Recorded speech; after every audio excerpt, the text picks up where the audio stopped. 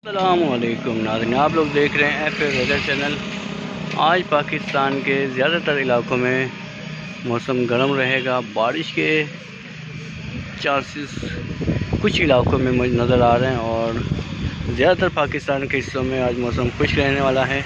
बात करते हैं हम लोग इस्लामाबाद, रावलपिंडी, नीना, झेलम, खानिया, गुजरात और आज़ाद कश्मीर के अक्सर इलाकों में आपको बारिश देखने को मिल सकती है। इसके अलावा लाहौर में भी आज बारिश के चांसेस मौजूद हैं और जनूबी पंजाब में फ़िलहाल अभी कोई सिस्टम नज़र नहीं आ रहा। और कराची वालों के लिए खुशखबरी है कि कराची में भी अनकरीब आपको बारिश देखने को मिल सकती है और बलूचिस्तान के भी अक्सर इलाकों में आपको बारिश देखने को मिल सकती है। तो ये थी हमारी आज की वेदर अपडेट। आप लोगों को कैसी लगी कमेंट्स में ज़रूर बताएं और इस वीडियो को आगे ज़रूर शेयर कीजिएगा। अपना ख्याल रखें, मुझे दुआ में याद रखिएगा। अल्लाह हाफ़िज़।